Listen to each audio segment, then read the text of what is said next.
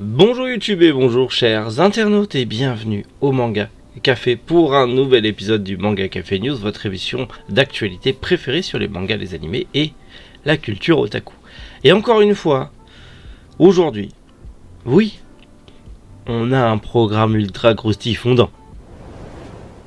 Et on commence aujourd'hui avec les auteurs de Shangri-La Frontier qui seront présents à la Japan Expo.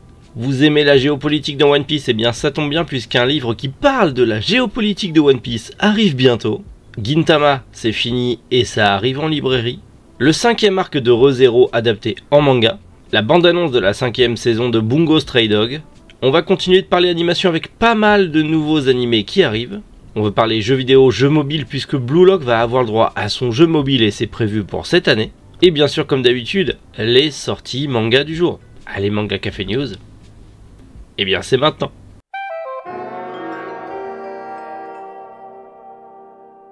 Katarina et Ryusuke Fuji, les auteurs de Shangri-La Frontier, seront invités à la Japan Expo 2023.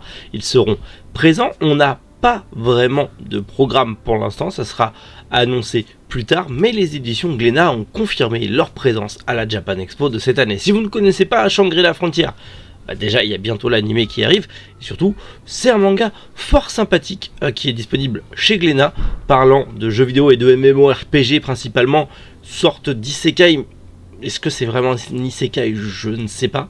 En tout cas, le manga est très cool, c'était une bonne surprise pour moi, et clairement, je serai pas à la Japan Expo, parce que j'aurai sûrement pas le temps d'y aller, mais si vous avez l'occasion d'y aller en 2023, c'est cool, et je sais pas pourquoi, mais je sens que cette édition 2023 va roxer du poney.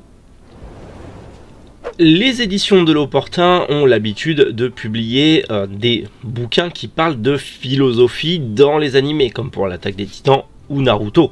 Et bien là, on va attaquer One Piece, et surtout, on va attaquer un décryptage de la géopolitique dans One Piece, puisque vous le savez sûrement, One Piece niveau géopolitique, ça se pose quand même bien là, il y a quand même beaucoup de choses à décrypter, beaucoup de théories, beaucoup de choses, l'univers de One Piece niveau géopolitique est très dense, et du coup, il arrive, One Piece, leçon de pouvoir, qui est un bouquin de Fedra d'Eric, qui arrive le 12 avril aux éditions de l'Opportun au prix de 13,90 €. Bien sûr, on va faire en sorte de l'avoir en librairie, je ne vous promets rien, parce que du coup je vais essayer moi de l'avoir d'ici avril, je vais regarder si j'ai accès à ça, et essayer aussi d'avoir les autres, parce que c'est vrai que les autres bouquins présents dans la collection, donc comme je vous l'ai dit, il y a la philosophie selon Naruto, agir et penser comme Goldorak, agir et penser comme un chevalier du Zodiaque, et l'attaque des titans, la philosophie, m'intrigue beaucoup. C'est vrai que au final, on va pas se mentir, toutes ces œuvres, autant étant des œuvres de divertissement, sont aussi des œuvres avec des leçons de morale et des philosophies très intéressantes à l'intérieur. Et là, le principe de géopolitique One Piece m'intéresse beaucoup. Je sais pas si c'est votre cas, mais personnellement, ça m'intéresse beaucoup. Et on va essayer de se procurer ça, d'une part pour le lire, et de deux pour vous le conseiller si besoin. Et Gintama, c'est fini, vous le savez, et le dernier tome arrive en librairie chez Kana. Et ce 77e tome, c'est pas rien, aura le droit à une version métallisée, en effet métallisée sur la jaquette. Alors, je ne sais pas si ça sera une édition limitée ou pas, je ne pense pas. Je pense que ça va vraiment être fait pour ce dernier tome, pour fêter la fin de cette grande série. Et surtout, il y aura 2 mini-posters à l'intérieur, 2 mini-posters couleur que l'on voit juste ici. Je dis banco, c'est beaucoup trop cool. Je ne connais pas Gintama, je n'ai pas vu ni lu Gintama, et j'entends les fans de Gintama déjà gronder en mode « Quoi? Comment ça? Mais lis Gintama ?» Oui, un jour. Déjà, j'ai des séries à finir, et après peut-être je me prendrai un jour l'intégrale, allez savoir, mais pourquoi pas? Pourquoi pas? J'ai vu plein d'extraits, ça a l'air très fun, mais c'est vrai que c'est un truc qui m'a jamais trop attiré à l'époque. Et plus j'en entends parler maintenant, plus ça m'attire. Et maintenant que c'est fini, je me dis si je me prends l'intégrale, je pourrais me lire d'une traite, même si j'en ai pour un petit paquet de temps à tout lire. Mais ça arrive en librairie. Et j'ai hâte de voir ça. Et bien sûr, on essaiera de l'avoir à Manga Family Store, bien évidemment.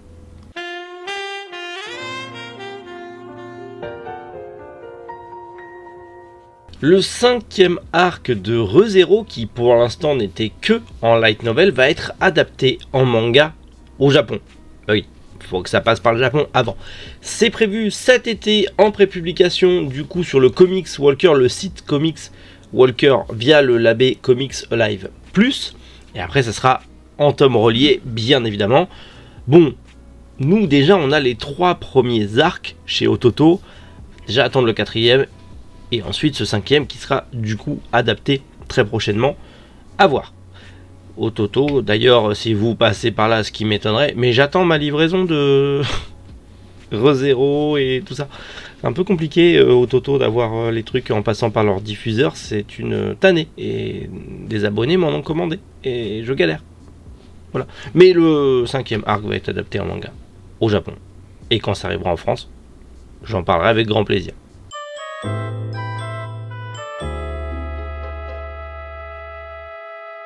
La 4e saison de Bungo Stray Dog vient de se terminer et la 5e vient d'être annoncée. C'est prévu pour juillet 2023. Diffusion pour juillet 2023. On a une petite bande-annonce et un visuel qui m'a l'air fort sympathique.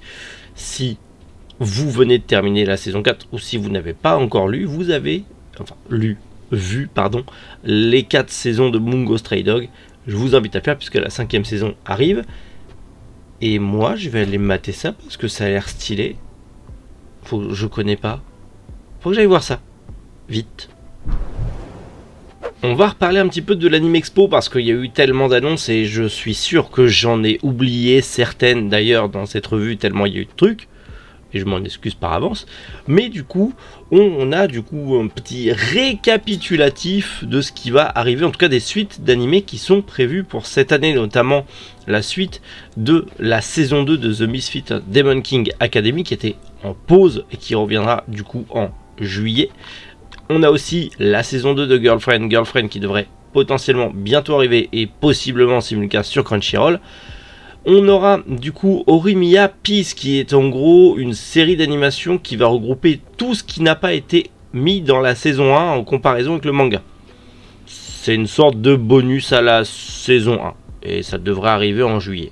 On a également la saison 2 de The Spirit Seeker qui devrait arriver également en juillet, mais également du coup la suite de Sugar Apple Fairy Tail qui devrait arriver aussi en juillet en simulcast sur Crunchyroll. On a aussi le film d'animation Rascal Does Not Dream of a Sister Venturing Out qui est la suite de la saga Rascal Does Not Dream qui du coup arrive au cinéma au Japon et potentiellement en France, allez savoir. La suite de Trigun Stampede, on en a déjà parlé donc je reviens brièvement dessus, il y aura une saison 2 et la saison 2 de Goblin Slayer qui du coup n'a pas de date précise mais enfin va arriver. Ça fait depuis février 2021, ça fait un an qu'on attend la suite, qui a été annoncée d'ailleurs, mais ça devrait arriver sans date précise, et bien sûr, quand on aura d'autres infos, on en reparlera avec grand plaisir aussi. Un jeu mobile, Blue Lock Blaze Battle, qui arrivera cette année. C'est les développeurs BL qui sont aux charges de développer le jeu. Du coup, ils ont annoncé que le jeu arriverait sur smartphone et qu'il serait prévu du coup sur iOS et Android pour cette année, gratuit avec des options payantes pour pas changer. Et du coup, on a une petite bande-annonce de Bael qui nous montre un petit peu ce que pourrait donner. Limite, la 3D du jeu est plus belle que la CGI de l'animé, mais ça arrive en tout cas sur mobile. Je surkiffe Blue Lock, le manga et l'animé, je surkiffe, même si l'animé a ses défauts, je surkiffe. Est-ce que je vais me prendre ce jeu mobile qui se veut comme un jeu de sport et à la fois un jeu de combat? Oui, bien sûr que je vais le prendre. Et ça a l'air trop bien, en tout cas de ce qu'on en a vu, ça a l'air trop bien et j'ai très hâte de voir ce que ça va donner. On en reparlera prochainement quand on aura plus d'infos.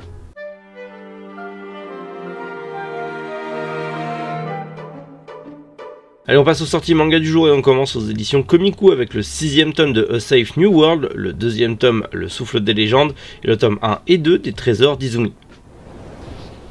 Et c'est tout ce qu'il y a en sortie manga et je les ai pas rentrés en stock parce que je n'avais pas encore accès aux précommandes de Komiku à l'époque. Donc ils sont pas dispo. Mais si vous les voulez, n'hésitez pas à passer commande si ça vous intéresse. Si vous avez des commandes particulières, vous pouvez me le dire. Vous pouvez me les envoyer par mail. Il y a le mail en description. Si jamais vous voulez nous soutenir en vous faisant plaisir, il y a le petit code de 5%, ça fait toujours plaisir et ça nous soutient, on va pas se mentir.